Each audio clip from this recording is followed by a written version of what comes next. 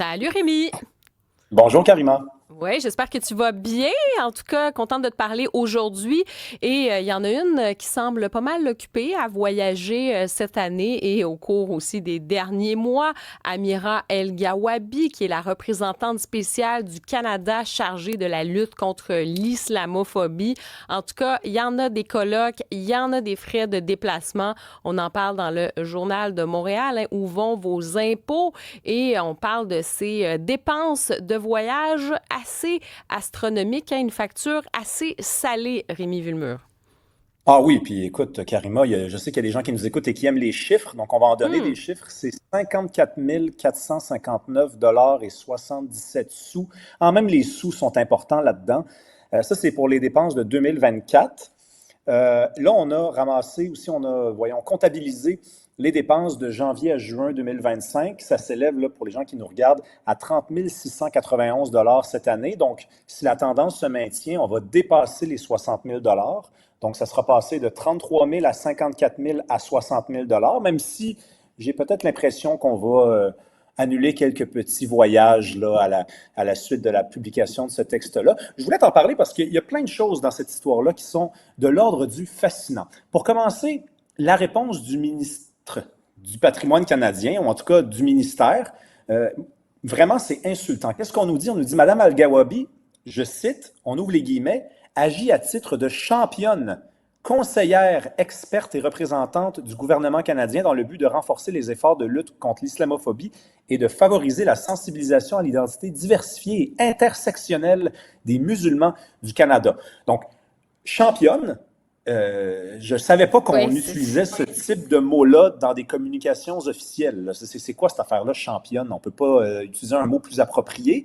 Et là, ensuite, on a déjà, et c'est documenté, puis on en a souvent parlé cet été, Karima, de la difficulté au Québec, ou en tout cas dans le Canada dit français, à se faire parler en français par nos élus fédéraux ou par les hauts fonctionnaires fédéraux. Là, on nous parle ni en français ni en anglais, on nous parle dans un charabia de gauchistes. C'est quoi cette affaire-là? L'identité diversifiée et intersectionnelle des musulmans du Canada. Il n'y a personne qui sait ce que ça veut dire, cette affaire-là. Là. Hmm. Et non, non, écoute, c'est assez intéressant. Puis tu sais, tu parlais pour les chiffres, hein, c'est pas compliqué. Depuis 2023, la facture là, totale pour les voyages ça s'élève à 118 631 $.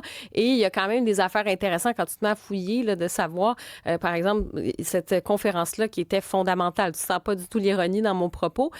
On parle d'une Oh, semaine en Albanie pour assister à une conférence sur la défense des droits de l'homme et de la lutte contre la haine. Donc, on est heureux de savoir qu'on n'a rien manqué de tout ça. ah non, puis écoute, je veux revenir sur le mot championne. Si elle est championne, Amira El-Gawabi, à ce moment-là, pourquoi à chaque fois qu'elle prend la parole, elle dit qu'il y a une hausse de l'islamophobie au pays? Si elle est championne, Mhm, on ben oui. devrait observer une baisse de l'islamophobie. Mhm, Hein? mhm. Donc là, je joue le jeu de ceux qui pensent que son rôle a une utilité, là, hein, parce que je rappelle quand même qu'elle gagne entre 160 et 200 000 $. Son salaire, à ma connaissance, n'a jamais été révélé publiquement. Là, elle voyage plus que l'ambassadeur du Canada à l'ONU. Ça aussi, d'un point de vue symbolique, c'est fort là, de se dire que notre plus importante diplomate au Canada, c'est une femme qui s'en va chercher de l'information dans des colloques de sciences sociales molles sur l'islamophobie, un concept qui est déjà pas trop clair.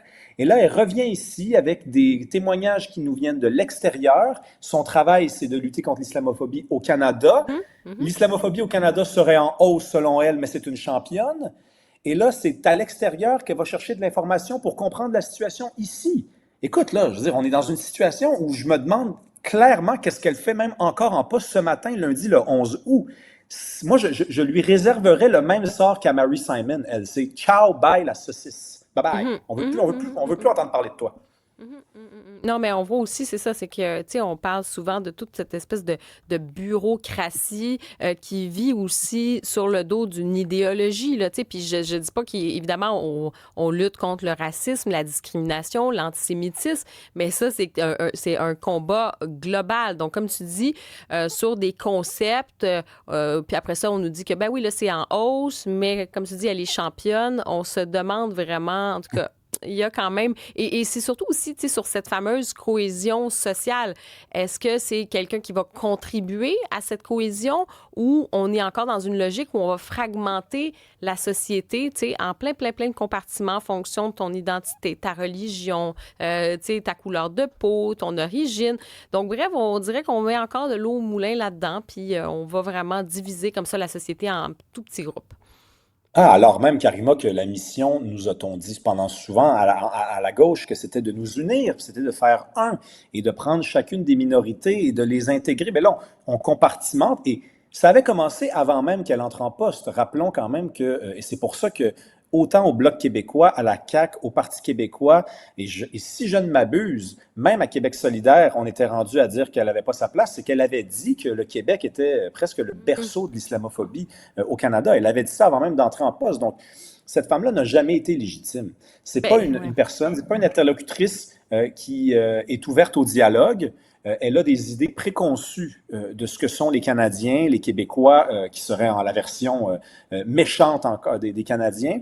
Donc, ça commence à être insultant qu'elle soit encore en poste 3 ans plus tard, et qu'en plus, elle est jusqu'à dépenser cet argent-là dans des situations où on se demande. Écoute, elle est allée en Colombie-Britannique, ça nous a coûté, je pense, comme 4000 $ en hébergement. C'est quoi? Il n'y a pas d'autre solution.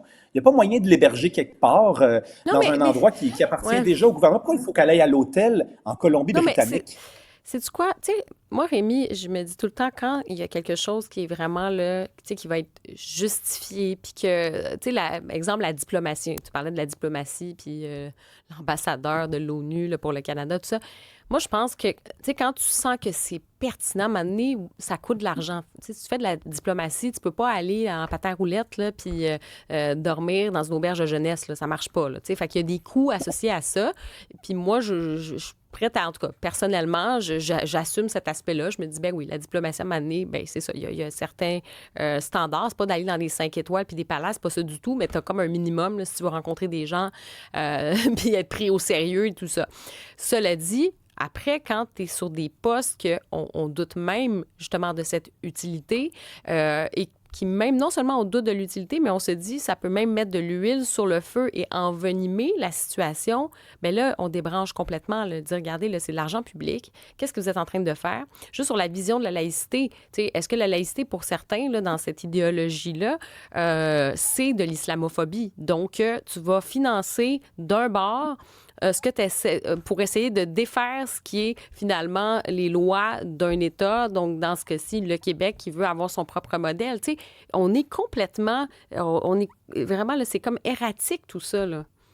Oui, oui, puis tu as raison de revenir sur l'importance d'un corps diplomatique fort qu'on n'héberge pas dans des Airbnb douteux. Puis, tu sais, un pays qui se respecte, c'est un pays qui envoie des dignitaires à l'étranger, puis qui sont... Mais elle, c'est parce qu'on se demande même, Ben elle est où son oui. utilité? Il y a quelques années, je ne sais pas si tu te rappelles, Bruno Marchand est arrivé en poste, puis assez rapidement, au début de son mandat, il était parti faire un voyage en Scandinavie. Et là, à Québec, c'était l'été, on se disait, ça n'a pas d'allure, ça va coûter donc bien cher. Puis là, moi, j'avais été l'un des premiers à dire, écoutez, là, c'est le maire de la métropole de l'Amérique française. Là. Je veux dire, j'espère que quand il s'en va à Copenhague, il n'est Mhm. pas en train de se demander s'il peut s'acheter un sandwich aux œufs ou s'il peut aller manger dans un restaurant. Mais Amiral El Gawabi, Mais non, qu'elle se c'est fasse ça. discrète, sa présence en soi Mhm, nous mhm. fait douter tout le monde. Non, non, puis tu as raison de mentionner effectivement, là, c'est de la lutte contre l'islamophobie. Tu sais, tu peux, puis aujourd'hui, avec tu sais, les colloques, puis ce qu'on fait justement à distance, as-tu besoin d'être là-bas en Albanie ou je ne sais trop où pour assister à une affaire où on va te parler? En tout cas, bref, il y a quand même beaucoup de questionnements à avoir. En tout cas, on va se reparler demain, Rémi. Je suis un peu pressée par le temps, mais ça me fera plaisir de te reparler demain. Merci beaucoup pour cette chronique aujourd'hui. Bye bye, carrément.